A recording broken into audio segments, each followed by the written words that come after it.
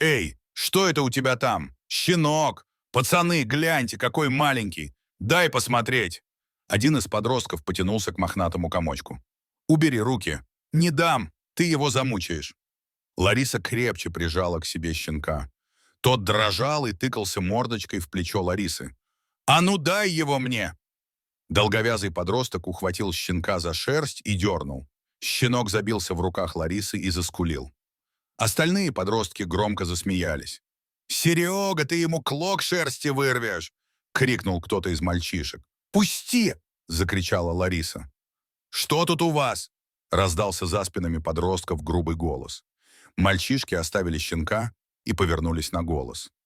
«Они у меня щенка отнимают!» — пожаловалась Лариса подошедшему парню, который был немного постарше. «Это не твой щенок. Ты его на улице подобрала?» — огрызнулся один из подростков и снова попытался вырвать его из рук девочки. «Отпусти!» — крикнула Лариса. «Я нашла, значит, он мой. А ну, оставь девчонку в покое». Высокий парень схватил подростка и отшвырнул от Ларисы. Остальные мальчишки бросились в рассыпную. «Еще встретимся! Разорвем на части твоего щенка!» — крикнул Серега и тут же скрылся в кустах. Спаситель сел на скамейку рядом с Ларисой. «А ты чего тут сидишь? Поздно уже с собакой гулять. Этим щенок твой понадобился, а другим, может, и ты понадобишься. Иди домой». Девочка съежилась от его слов. «Родители не пустили меня с ним домой. Отец сказал, чтобы отнесла туда, где взяла, потому что самим есть нечего. А он же маленький, погибнет на улице или мальчишки замучают. Они одного кота связали, на дерево повесили и смотрели, как он дергается. Что, бедно живете?» Парень посмотрел на Ларису внимательным взглядом, оценив короткие рукава курточки. «Отец деньги у матери ворует и пропивает». «И мать терпит?» Парень покачал головой. «Терпит. Ругаются часто. Отец и ударить может. Я просила маму уйти от него, уехать к бабушке в деревню», рассказывала Лариса, прижимая к себе притихшего щенка. А мать сказала, что он без нее погибнет, сопьется совсем. «Понятно. Это называется выученная беспомощность. Привыкла, значит, твоя мать к пьянкам отца. Не видит выхода, думает, что недостойна лучшего. Боится и не хочет ничего менять. Ага, она так прямо и говорит. А вы откуда знаете?» Лариса удивленно посмотрела на взрослого парня. Читал, один американец в опытах на животных доказал, что люди, как и животные, привыкают к плохой жизни и не хотят ничего менять. Не верят, что смогут жить лучше, даже когда появляется такая возможность. Оправдывают свою пассивность. У меня тоже отец пил, бил мать. Она тоже боялась уйти, тянула, пока он ее однажды не убил. Парень вздохнул. Лариса округлила глаза от страха. «Убил?» — срывающимся голосом переспросила она. «Да. Отца посадили. Я ему так и сказал, когда его забирали, что если вернется из тюрьмы, я его тоже убью».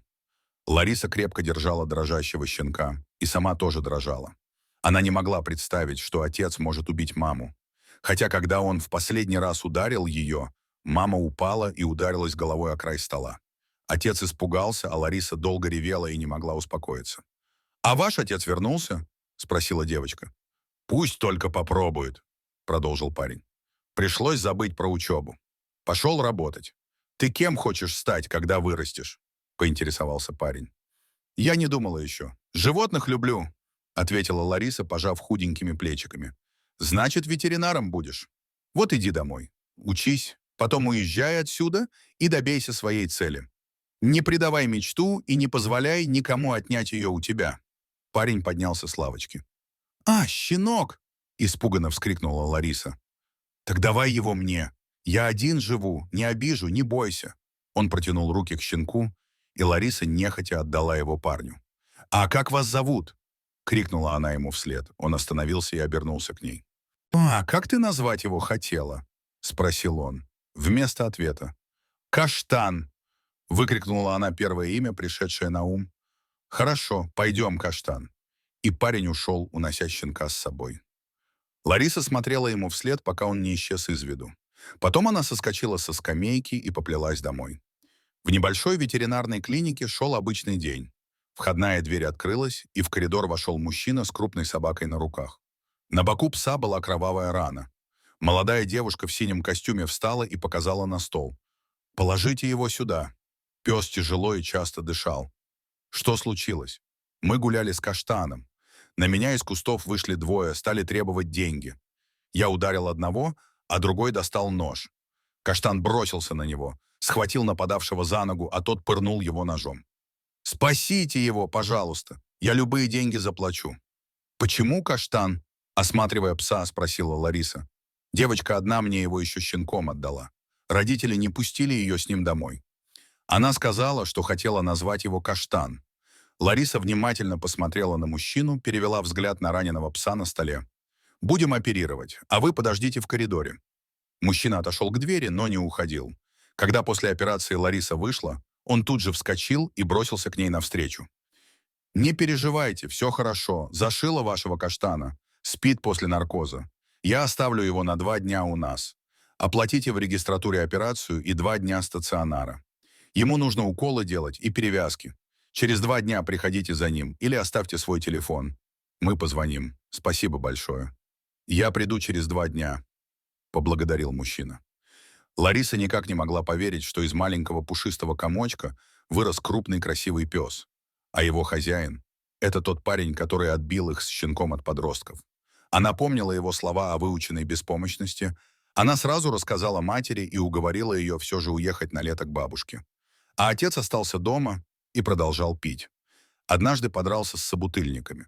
Кто-то ударил его бутылкой по голове. В больницу не пошел, думал проспится, и все пройдет. Но утром он ничего не видел. Соседи вызвали скорую. Отец умер в больнице. Через неделю. Мать обвинила в случившемся Ларису. Если бы не уехали в деревню, не оставили его одного, ничего этого не случилось бы. После смерти отца мать замкнулась в себе, на Ларису не обращала внимания. Иногда за целый день не произносила ни слова. После окончания школы Лариса поступила в ветеринарное училище. В прошлом году мать познакомилась с мужчиной. Тот тоже пил, но не так сильно, как отец, не бил хотя бы. Она ушла к нему, оставив Ларису в их квартире. Но она уже начала работать, справлялась одна. С матерью они до сих пор общались натянуто и редко. Каштан быстро шел на поправку, но хозяин не пришел за ним ни через 2 дня, ни через 3. «Лариса Григорьевна, мы не можем больше держать пса у нас. Проплачено только 2 суток», – ворчала директор клиники. Лариса забрала Каштана к себе домой. Он грустил, слонялся по чужой квартире, заглядывал ей в глаза, отказывался от еды. «Случилось что-то с твоим хозяином, но он обязательно придет за тобой, вот увидишь. Нужно есть и подождать», — уговаривала Лариса Каштана. Через 2 недели они с псом возвращались с прогулки. Вдруг Каштан сорвался и бросился в сторону. Лариса побежала за ним и увидела, как мужчина с перевязанной рукой сидит на земле, а Каштан лижет ему лицо и скулит от радости. «Спасибо большое, что взяли его к себе. Мне рассказали в клинике, дали ваш адрес», — сказал мужчина, подошедший Ларисе. «Вы очень выручили меня. Я попал в аварию на следующий день». Он внимательно посмотрел на нее. «А знаете, я вас вспомнил. Вы та девочка, которую 10 лет назад родители не пустили домой с щенком. Никогда не думал, что мы встретимся. Вижу, девочка послушалась меня и осуществила свою мечту, стала ветеринаром. Я запомнила про выученную беспомощность. Но это не помогло спасти отца. Он умер после драки». Лариса рассказывала без сожаления. «Спасибо вам большое. Ну что, Каштан, пойдем домой». Мужчина сделал несколько шагов в сторону, но Каштан не пошел за ним. Он стоял и смотрел то на хозяина, то на Ларису. «Эй, предатель, ты что? Ко мне!» Но Каштан не сдвинулся с места. Он посмотрел на хозяина и залаял, потом опустил к земле морду и заскулил.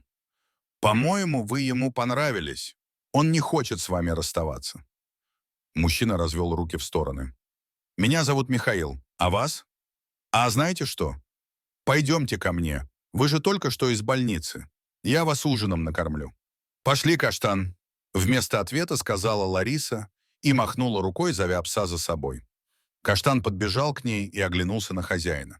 Тому ничего не оставалось, как принять приглашение. Вот такая история, роль судьбы, в которой сыграл Каштан. Он щенком познакомил 2 людей, а потом снова свел их вместе через 10 лет. Дорогие зрители, если вам понравилось это видео, то ставьте лайк и подписывайтесь на наш канал. Сюда.